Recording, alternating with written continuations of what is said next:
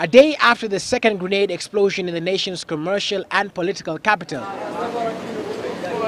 the heavy presence of police patrolling the streets, keeping vigil owing to the fact that the terrorist script remains undefined with the recent spate of sporadic attacks.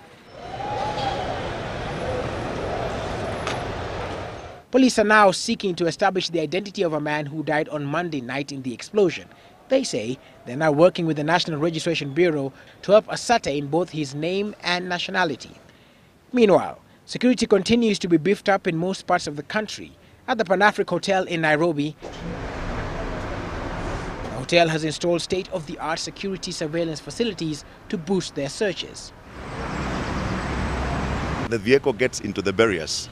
You've got all the time to search the vehicle, look up in the boot, in the bonnet, talk to the driver if need be, check the door, open the passenger doors and see what is being carried. And in case of anything, in case you find that there's something suspicious, then you can even detain the vehicle there and get the police or get the authority that be to come and now do further investigation. The machine that is made in Israel and costs 3 million Kenya shillings is just one of the ways in which hotels are enhancing security within their premises and environs.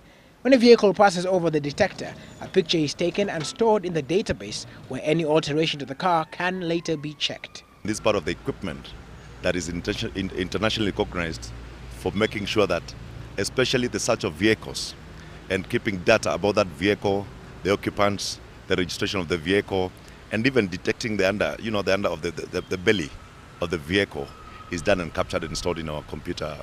A spot check on some of the places brings to sharp focus the laxity that members of the public depict when it comes to security matters.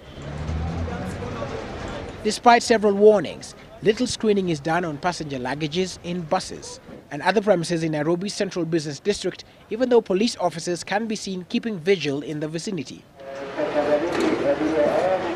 However, in Mombasa, heavily populated areas such as ferries are employing strict and thorough screening of people boarding the vessels. In other towns like Kisumu, Nakuru and Garissa, police have been posted at major installations in a bid to try and avert any security lapses.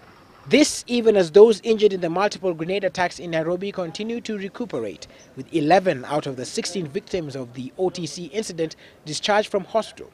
While as for the blast on Maura's pub off Mfangano Street, 2 patients still remain admitted, with one having his leg amputated. Now, security agencies have said that they're going to play their part in increasing police presence in major installations around the country. But it all boils down to this. What are you and I doing to make sure that our environs are safe? That is the question. Willis Raburu, Citizen Live at 9, Nairobi.